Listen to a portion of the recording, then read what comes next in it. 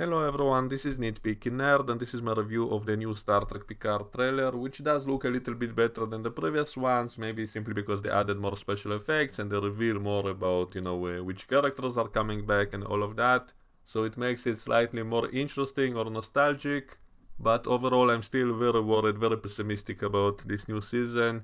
It looks like it's going to be just the plot of the voyage home, which by the way was one of my favorite Star Trek movies, but would it work if they took that movie and stretch it out to a whole series, to a whole season of TV? Would it be as interesting if it was full of filler scenes and all kinds of meaningless characters showing up for no reason except nostalgia? And also the lack of originality, the fact they're doing the same kind of thing again, which was done so many times before, and I didn't see anything new, anything remotely fresh in the whole trailer, except maybe that strange figure behind Picard who I don't know, who I don't recognize. So that's the only interesting thing in the whole trailer, because that's the only thing I wonder what is that. And it's probably going to turn out to be not anything new. It's probably just Q in disguise or something, and it's probably not going to be anything fresh, unfortunately, because everything we see is things we saw many times before. And so that's what makes me very worried, that there's no imagination, no new ideas in this whole season. It's just the same kind of stuff we saw again and stretched out to a whole season, and a lot of it is probably just there to be cool without any actual purpose. Like the Borg Queen being there is probably just there just to be cool, just to be scary, just for a few action scenes, maybe some horror elements, and that's it. It will probably not be connected to the overall plot in any big way, in any necessary way. The same with Q being there, makes no sense. They're apparently doing a slingshot maneuver around the sun to time travel, but if they have Q on their side, why would they need to do that? The same with Guinan being there. I like the fact that they have Guinan there to explain the whole timelines changing thing. That fits with what we know of her. That's something I myself suggested, that if Guinan shows up, it should be in order to explain some timeline changes to Picard. So that's exactly what they're doing, so that's good. But they have Q already, so if he has Q, why not just have Q make that exposition? Why they need to have Guinan there? So it's obviously just there as a member berry and no other real reason. And the fact they're completely ignoring the fact that this character is not supposed to age. She is not supposed to change so much in just a few decades if she looked exactly the same 500 years before her time on TNG, because we saw her in the 19th century and she looked exactly the same as in the 21st century, and then just 20 years later she aged in real time suddenly. So unless it's explained somehow, it will be a continuity issue. So obviously they didn't bother to actually de-age her, and today there is the technology, so there is no excuse. If it was done many years before, I would have said, okay, there's no other way to do it, and so let's just roll with it, let's just ignore it. But they have the technology to do it now, so the fact that they don't do it means they just chippened out, they don't care, or they simply don't know that she's not supposed to be aging and all of that. And unless maybe they explain it somehow, maybe they'll say she became a drunk, maybe she drinks so much in that bar that she just got so fat and so she looks older. Or maybe they can have a quick line, just a quick line explaining that maybe after reaching a certain age, the El-Orians do start to age like humans. Like, Soren did look kind of old in Star Trek Generations, even though didn't he look exactly the same 70 years before that, because they first showed him on the Enterprise B and then on the Enterprise D, and he looked exactly the same in both. And so that means he didn't start to suddenly age after a certain time. Maybe it's like in jumps, like maybe for some periods, suddenly they start to age and then they stop aging again. I guess I can come up with excuses, but will the show itself bother to explain it? Probably not. Probably just ignore it and don't address it and just accept it, and that's it. And so that's kind of lazy. That's something that is annoying. I'm okay with Q looking older because we can say he simply chooses to look that way. So just like he did in the deleted scene in the extended cut of the last episode of TNG, he did have a scene in which he appeared old. So that's perfectly okay because he's Q, he can do it. But why would Guinan suddenly look much older? I guess they can show that she's just eating so much and drinking so much that she got fatter, and that's why she looks older. I guess we can explain it that way.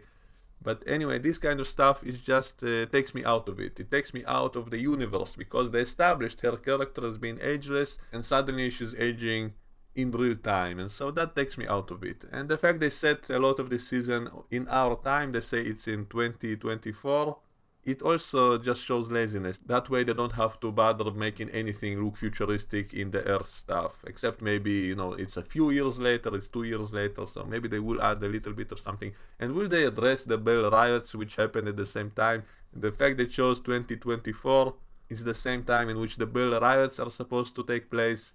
So will that be in the story in some way? If it does, then I will give them credit for at least remembering that, at least including it in the story in some way. Even if it's a little nod, if it's something in the background, if it's addressed on the news or something like that, then that's fine. But most likely they forgot all about it, it's just a coincidence. And so that's what bothers me about the show, that they don't really pay much attention. And apparently reinventing things. Like suddenly all the force fields look like those hexagon pattern. That's something I predicted back when I first saw it in the first episode of Star Trek Prodigy, and we saw shields or force field having those hexagon shapes. And then I said I predicted correctly that from now on every force field in any period of Star Trek will now look like that, because that's what happened previously in Star Trek Discovery, which had force fields that look like those laser lines or something, and suddenly from that point on, whenever they showed any time period in Star Trek, it always looked like that. Like when we saw that short trek, Children of Mars, which was a prequel to the Star Trek Picard Season 1, suddenly the force fields there looked exactly like in Discovery, as well as the shuttles and all of that. That kind of screams laziness. They simply use the same exact special effects they have on hand, the most modern one. And then in Star Trek Prodigy, we suddenly saw that force fields now look like they're made from hexagons, and I predicted that from that point on, we'll see that kind of shape in the force fields in any time period. And suddenly in Season 4 of Star Trek Discovery, that's exactly what we saw, that force fields are now all made from hexagons, and now in this trailer of Star Trek Picard Season 2, again, all the force fields look like hexagons. And so that's kind of funny to me, the way they kind of retcon the entire timeline of the entire Star Trek universe according to their latest idea, their latest vision. So that again screams a lack of attention to detail and continuity. And so that kind of stuff really drives me nuts. And the only way to explain it is saying that maybe someone manipulated the timeline, which ironically is what this season is apparently about. So if they could have explained that somehow cleverly, then I would be all for it. I will be all fine with it. But I doubt they will do that. And that's actually kind of funny that they show that this alternate future in Season 2 of Picard is a darker one in which the Federation is an empire and all of that. And that's an idea that I'm fine with. I actually kind of like it. Especially that part when Picard looks at the paintings in his house and it all shows like an evil Starfleet, like the Enterprise is shooting all its weapons all over the place. That's something I actually kind of like, because it reminds me of my own parodies of Star Trek when I used to recut Star Trek TNG into a darker version in which they're all evil and all of that, and the Enterprise was destroying planets. And so seeing that kind of stuff in the real Star Trek is kind of funny to me. It will also give me more fuel and material to work with those kinds of parodies. Even though, as I said before, now I will have to do the opposite of what I used to do. In the past, I used to turn Star Trek into an evil, twisted, deviant version of the show, and now I will have to do the opposite. Now I'll have to clean it up and turn it into a proper Star Trek show. So that's kind of funny how things have changed. But anyway, at least those parts are kind of entertaining to me. It is kind of interesting and funny to see that, and so seeing a darker version of Starfleet is fine. And the fact that they have those hexagon force fields apparently protecting the entire planet, all of Earth is protected by such a giant force field made of hexagons. Maybe it implies that this whole show is set in the same universe as Star Trek Discovery. Maybe it is actually totally separate from the old shows that we used to love. Maybe they're all set in some other timeline, the Kurtzman timeline, in which everything is evil and dark and twisted. So maybe visually the fact that it's all similar to each other and yet different from the old shows, maybe it's a good thing. This way we can use it as visual proof that all of these new shows are set in a completely different universe, just similar to the ones we know, but a perverted, twisted version of it. That's kind of my own headcanon, that no matter what they do, I will always say it's some darker, different timeline altogether, even if it's similar. And the Borg Queen is another example. Why does she look so different from the other queens we saw? Why does she have those dents on the sides of her head, which makes her look like a xenomorph, kind of similar to the Discovery Klingons? And why is the scientist lady, I forgot her name, why is she not in prison? Didn't she kill a man in the previous season? I know it was because of the influence of the mind meld, so we can say she's not totally guilty, but shouldn't a court have to decide that? Shouldn't they evaluate her psychologically and decide that she wasn't sane at the time, and then they release her of the responsibility? I would be fine with that if they actually addressed it, if they actually had a scene showing that she's been released from prison because the court decided that she's not guilty. I would be fine with that, but they never bothered to press charges. Like no one cares that she killed a man. And that kind of stuff is really hilarious. It's kind of, I don't know if it's feminism, another example of, oh, she killed a bad man who was, he had hubris and so he deserved it and so everyone forgives her or whatever. So, but it makes no sense and it's immoral, it's really sick if you think about it, that they never even bothered to address it. Like, I remember in Deep Space Nine, Garak once killed an innocent man because he was on the influence of some drug or something, but they addressed it in the end of that episode, that he will face some charges and they will review the case and so on, and Garak expressed regret for what he did and he wants to send the message to the family of that guy, and so they at least addressed it somehow. It was always silly in Star Trek how everything returns to normal in the end of the episode no matter what, but at least they addressed it in some small way, at least in a few lines of dialogue. But in the show, I'm betting it will never be mentioned that she killed a guy and then never went to prison and they never even had any kind of hearing about it at all. And so that kind of stuff is really lazy and bad writing in my opinion. We also see Brent Spiner in the trailer and apparently he's living in the 21st century.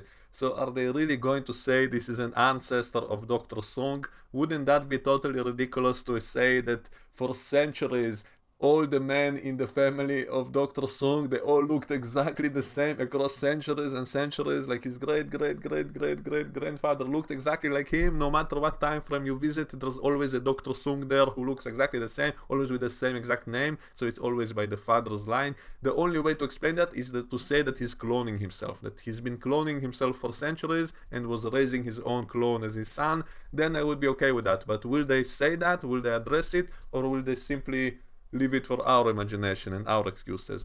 And so that kind of writing is just makes me irritated. The same way they did in season 1 of Picard, when suddenly Brent Spiner showed up as a human and said, oh, by the way, I'm the son of Dr. Sung, who in TNG they said he never had real children, he only made androids, and he only had one wife who also showed up in an episode and she never said she had real children. In fact, I think she said specifically she never had her own real biological children. There is no wiggle room to play around with it. So they had no real children and they only made androids as their children whom they raised. But suddenly in season 1 of Picard, Sung shows up and says, oh, by the way, I'm the real biological son of Dr. Sung and somehow I look exactly like him. And in Enterprise they had the grandfather of Sung also appear as Brent Spiner, and I was okay with that because at least it was tied to those eugenics storyline, and so I said, oh, so he's into genetic engineering, so actually it would make perfect sense for him to also clone himself. Maybe he's so egotistical, he's so thinks so highly of himself as being a genius, so he keeps cloning himself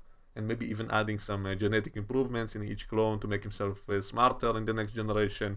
And that would actually make sense that why he was so brilliant, that he's the only one who was able to build a sentient android, the only scientist who ever did it. It would make sense if he lived for centuries, if he was augmenting himself in his mental capacity and keeping all the memories. Maybe that's what allowed him to achieve something that no one else could ever achieve.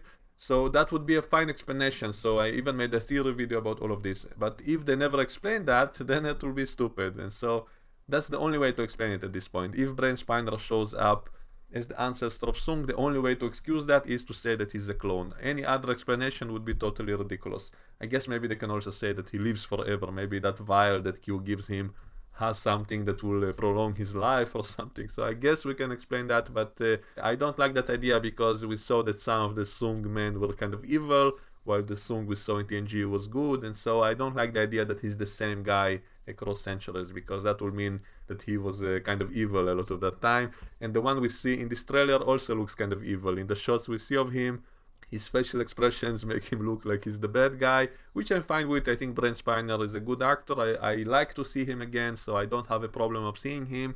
But I'm just hoping all of this will be explained somehow, and it's not just a member berry, it's not just there just to be there, just to lure the fans. Oh, look, it's Brent Spiner again, so come and see it, and then it will be about nothing. So if they have him, it better serve some kind of purpose in the story, otherwise it will just be annoying. If it's just filler, if it's just member berries with no purpose to it, then I'll be very annoyed at that, because it will be a missed potential. They can do so much stuff with all these characters, with all these stories. It can be good. I want it to be good. But knowing these writers, seeing what they did with season 1, I'm very pessimistic, I'm very worried that it's just going to be a mess. So that's my thoughts on this trailer. Let me know what you think and we can discuss all of this in the comments below. And I will see you all next time. Bye bye.